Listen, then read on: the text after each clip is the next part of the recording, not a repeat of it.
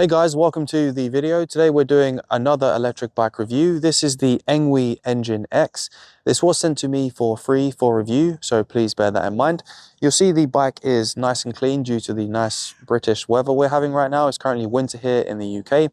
The sun has just come out, making me squint into the camera, if you're wondering why I have my eyes slightly closed. It would have been nice if it came out an hour ago when I was actually riding, but we're not going to moan about that too much. So this is the dual battery version of the Engine X. I was quite interested to test this one because a lot of the reviews I've seen were the single battery version. So the main battery is here in the frame, which is just what you get in the standard version. And then there's a rear mounted battery here on the back. So when the bike comes, it has a different rack on the back, and you simply take that off and put this new one on. It's just a few bolts. It's very simple to do. And then there's a control panel behind this part of the bike here, which you just get access to with a little control panel. You take off with a few screws, you connect up a new hub which splits the power connection. Very simple to do. You do lose the original backlight which you get on here, the rear brake light, but there's one that's in the actual battery here, which I'll of course show you. This doesn't have mid-drive or a torque sensor. It's a rear hub driven motor e-bike. And overall, I've enjoyed riding it, so I'll be sharing my experience and what I think about this bike with you in the rest of the video. As always, if you would like to purchase this product, there'll be a link down below, and that will also help support my channel, and I would appreciate that. This bike has a foldable design. It's a 48 volt system and it has dual batteries with 26 amp hours in total. It has a top speed of 25 miles per hour and it's got front and rear mechanical disc brakes with a 7 gears Shimano gear system. One thing I found odd about this bike when I first started testing it was the seat type. So it has a quick release system, as do most Engwe bikes, and even on the lowest setting I still have to go on my tiptoes to be able to touch the floor, and this just felt kind of strange because on a lot of other Engwe bikes I was able to put the seat low enough that I could put my feet flat, and this doesn't really bother me, but it does mean that if you're a bit shorter you may have problems riding this bike or just find it uncomfortable. I'm just under 5'11", and I found it a bit odd that the seat doesn't really go any lower, as the bike is quite low to the ground as well, so I don't see why it seems to have a seat that's so high, because even if you adjust it to its maximum setting, I mean you'd have to be like a giant to climb on this thing. It does have a quick release handlebar system as well, so you can lower and raise the handlebars. You can also fold the handlebars down, as you can see me doing here. You can also fold the frame in half. There's a black latch on one side which is very easy to disengage, and then it folds from the middle. It is quite awkward to do, as even without the extra battery this bike weighs 31 kilos. So if you do have a bad back or you're a bit of an elderly person or something like that, you're going to have a lot of trouble folding this bike and getting it into the position you need to, including lifting it into a car, for example. I'm pretty strong. I do have a little bit of a back injury that's almost healed now, so it's a bit tender still, but even for me it's quite heavy to lift and pretty awkward. But I could get this into a boot of a car. It would be a bit of a struggle, but it is doable. There's a key underneath the frame which is used to turn the battery on and off, and also disengage the latch which is holding it into place.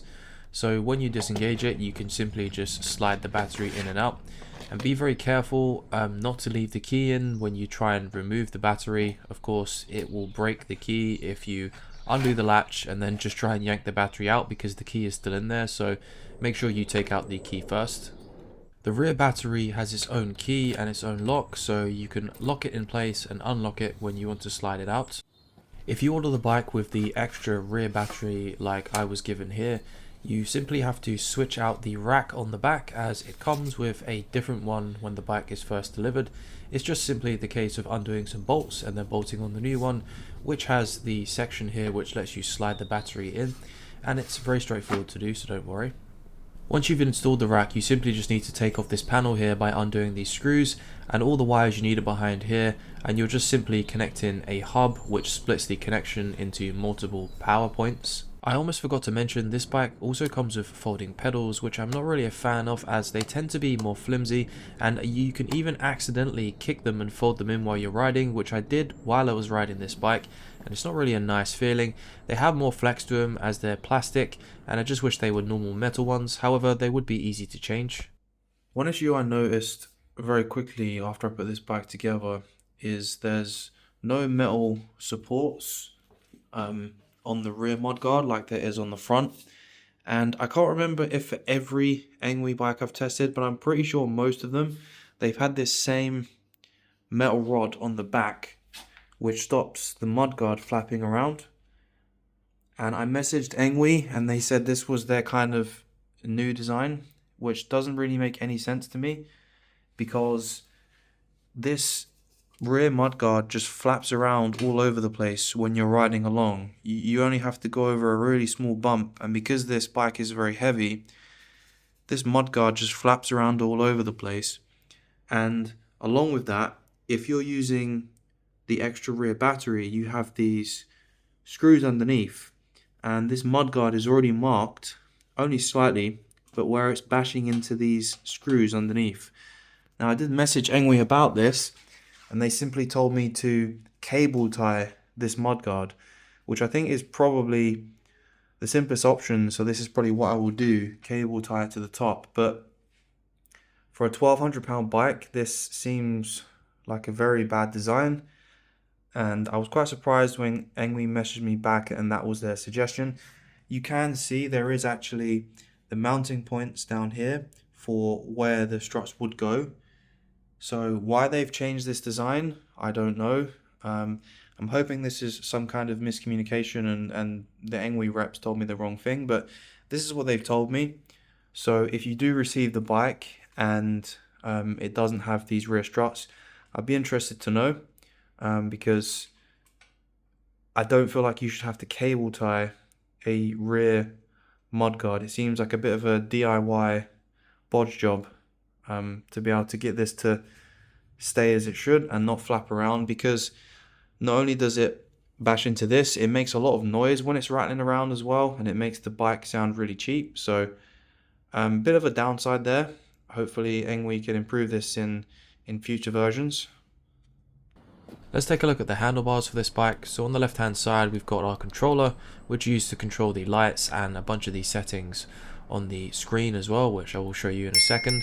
We also have a bell, we've got our 7-speed gear selector, and also a twist throttle, which feels pretty decent. The controller on this bike is very similar to a lot of others I've previously tested, including Engwe's other bikes, and for this reason it is a little bit underwhelming and a little bit boring to use. I just wish they had a better interface and was more customizable, but you can switch between some different options, including your pedal assist modes.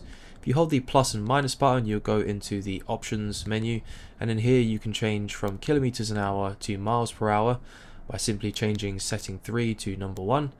And then if you go back to the main screen, you'll see you're on miles per hour. This bike does come speed restricted and the throttle is disabled. You just get a walk mode, which is pretty boring. To de-restrict the bike, you need to hold the plus and minus button to get into the settings menu. You then need to hold the plus button for about 15 seconds. After that time, you should see this message. Do note this is for the more later firmware versions of this bike. The older ones may have a different method, which you can look up online. This bike has a front and rear light, which is built into the main system, so they don't need any batteries, and you can turn them on and off using the button on the controller on the handlebars. The extra battery that you add to the rear rack has its own light built into it, which replaces the original rear light. It's not as bright and it doesn't light up additionally when you brake, which is a little bit of a downside compared to the original.